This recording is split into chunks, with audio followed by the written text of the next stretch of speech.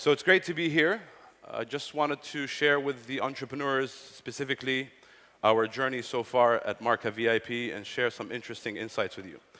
I will go back as early as 1998. I was in Silicon Valley, which is the best time to be there. I had just turned 19, got married without my parents knowing, and I had so much energy. This was probably the best decision that I made when I was 19, getting married. Although I'm not sure if my wife feels the same way after 4 boys and 1 year at MarkaVIP. But it was a good decision because I took responsibility very early on. I needed to put food on the table, needed to put myself through school. It was a very exciting time to be in the valley. So many startups were springing up every single day, new technologies, and I basically went on and working for many different startups. I didn't stick to a startup for more than 6 months because it was just such exciting times. As I mentioned, new technologies were coming out, new companies, new e-commerce revolution really started taking off in the United States. But again, I wanted to do everything at the same time, all the time. There was not enough hours in the day. There was not enough days in the week. Wanted to learn about all the new stuff that's going on in the valley. And worked, as I mentioned, for some of the leading e-commerce brands in the valley, and then ended up working for Zazzle.com. This was really a breakthrough for my career. Zazzle was an amazing opportunity for me because I was number 4 there, and I had the opportunity to work with the founders at such an early stage. I was given complete autonomy. I wasn't given tasks. We just needed to launch this great website we believed in so much. So it was really a life-changing experience for me. I put in regularly 14, 15, 16-hour days and spent very long nights at data centers. This is actually a real photo from, that I found on the Zazzle website under the About Us page. This is me in a data center, 72 hours of no sleep, trying to resuscitate an HP server that was supposed to solve all of our problems. So, after having such great experience in the valley, I thought it was time for me to do something more challenging, something more daring, and do something where I can have a big achievement. So I decided to move to the Middle East, and I thought to myself, we have oil, we have money, it's going to be easy to raise money. Worked a little bit in Dubai, came up with some ideas, started pitching to different Arab VCs, but found out that there was actually no money in the Middle East. Half of them laughed at me, the other half never responded. So we ended up taking $500,000 from some Belgian guy. This is Barend, he's my founding investor. He's also a member of our board. This was the first time that we started working with a serious VC. He came to Amman, and he was very impressed with our operation, but he was equally paranoid about the setting. We were in Bayad al-Wadi al-Sir, which is an industrial town with mechanics and woodworkers, and he really couldn't tell whether there's entrepreneurs there or startups. So I'm pretty sure he thought it was some front operation. So we had $500,000 in cash. Some guys around the table said, let's just go on vacation. And more reasonable guys said, let's start a real business. So I said to myself, why don't we do both? And that's what we did. We took a vacation and we went to Turkey. This picture is of our first shipments that came from Turkey, and this was at Sidar's office. We thought that the best thing to do was to start sourcing from Turkish suppliers because they were already optimized for the e-commerce business model. They had the virtual merchandising, they had the photographs. However, we didn't have, we needed to pay them locally, and we needed to ship to a local address in Turkey. So that's when Sidar Shaheen came to help us, the CEO of Peak Games. He gave us a credit card, and we used his father's office to ship all of our products. And then by December, we were making 40 orders a day. We were showing the investor that we were gaining momentum. We decided to launch Lebanon. This is a photo in our Amman office. We realized later that there was no heating in the office at all. So as you can see, everyone is wearing jackets. So we created a quarantine room where all this, you couldn't not show up for work. You had to come to work. So we created a quarantine room where all the sick guys stayed And we celebrated the launch of Lebanon. And as I mentioned, we were gaining real momentum, but we were also burning money very, very quickly, and we were close to running out of money. So we decided that to go to the Belgian guy again, because he was willing to give us money anytime we wanted.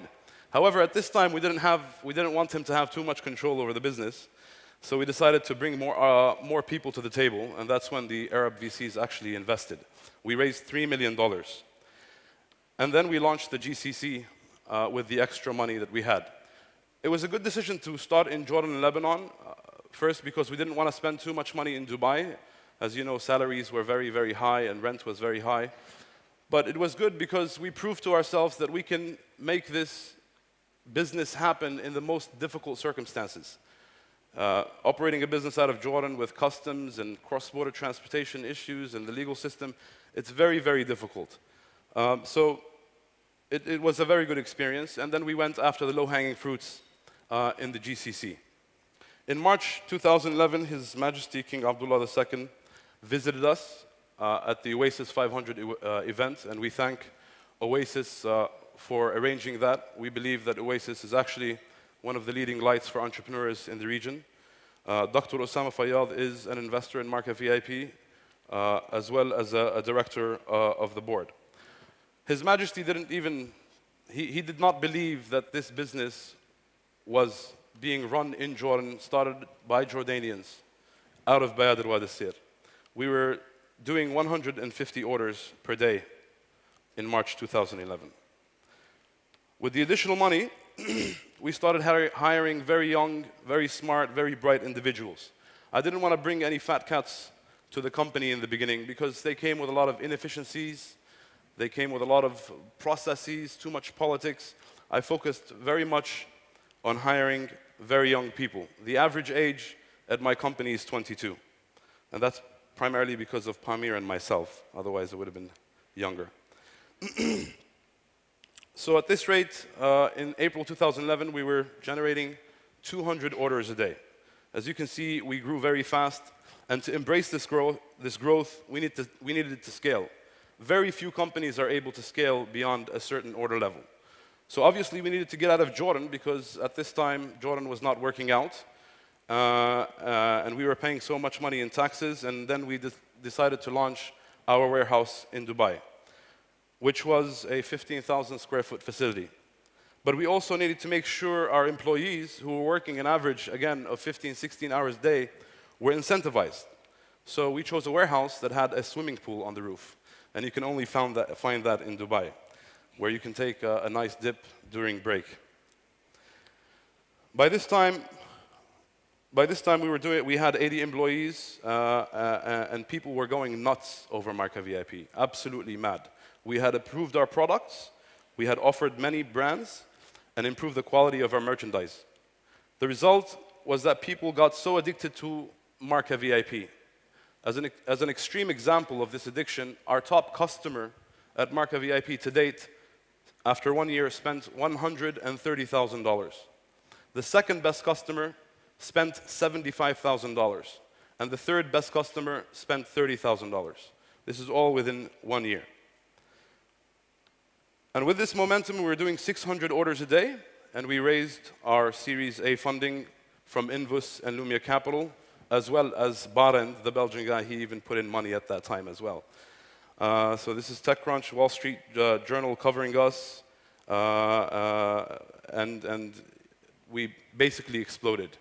We had reached 1 million members in January 2012, and we had offered over 1,000 brands on MarkaVIP. Many of these brands were first time offered in the Middle East. So we became a launching pad for new brands, for companies that wanted to come into the Middle East but didn't know how because they didn't figure out the market or were too afraid to set up a $2 million shop in Dubai Mall. They started using MarkaVIP to introduce their brands, as well as, of course, some of the more well-known top designer brands. We did this without doing anything extra. We didn't work on our CRM. We were constantly in fundraising mode, and all of this really was with a very small effort on merchandising and CRM and marketing. So we finally did something about that, and we launched our mobile site. Our CTO finally decided that it was a cool thing to do, and we launched it in February 2012, last month. And today, we're generating 25% of our revenue from our mobile platform.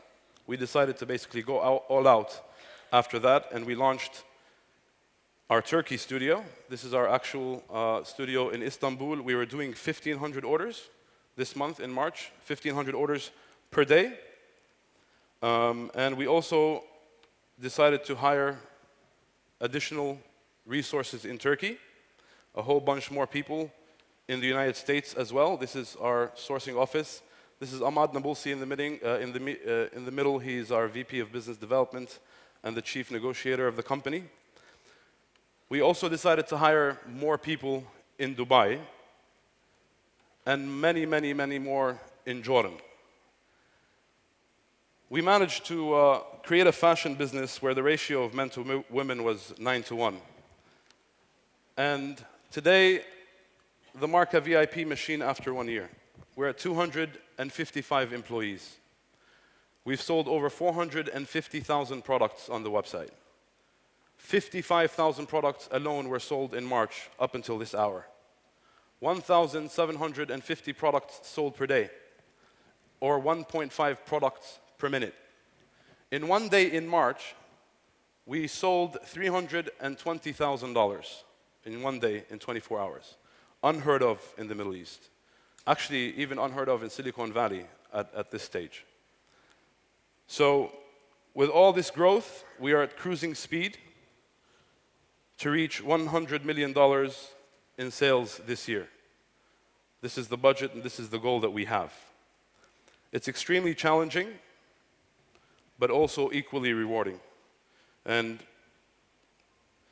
just going to share with you some views from the website. So we've early on decided to take into consideration the norms of this market, the culture of this market. The Arabic website is very consistent with our English website. You can shop using different currencies. You can invite friends.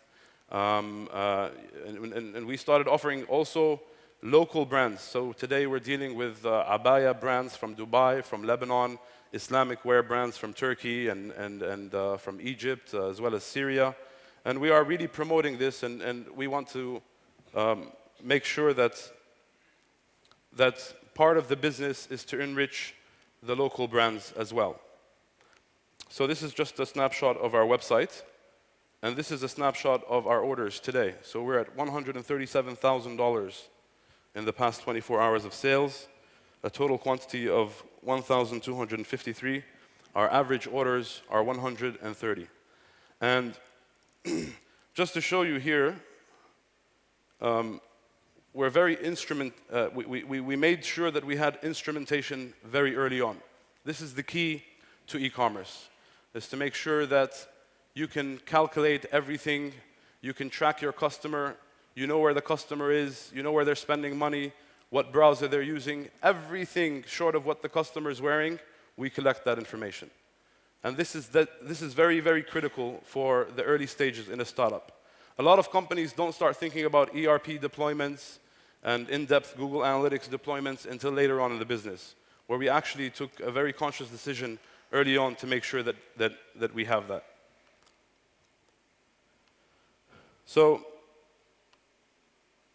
for example, I mean, this is not a regular Google deployment. We actually spent a lot of time, over 3 months, fine-tuning the Google Analytics, and we added also some KPI dashboards that are very specific to our business.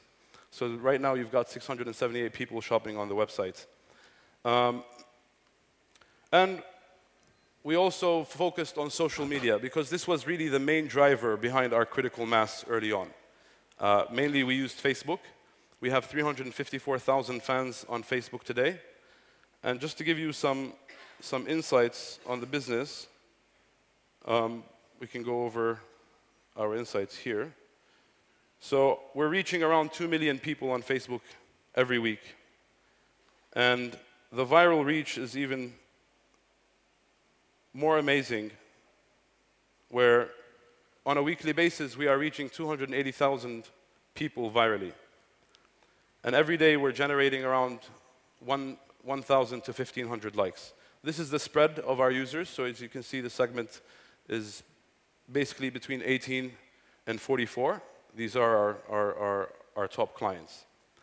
So as I mentioned, it's really extremely challenging. We are industry experts in this field, but when we came to this market, we really knew nothing, and we had to adapt the business to this market. I want the entrepreneurs to know that there is an opportunity in the Middle East. There is an opportunity in this market, a very exciting opportunity. The numbers and the figures that you saw are actual. My board members are actually sitting here, so very real numbers. And the opportunity is even much bigger than what we're doing today.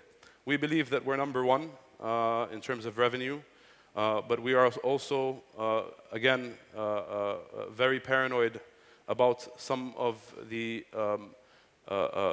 issues with the market. Payment methods, logistics, cross-border transportation, the COD issue. So we're not there, but we're enjoying the ride, and we hope to become a billion-dollar company by 2015. So the basic clear message from this presentation to the entrepreneurs is either go big very early on or go home. Thank you very much.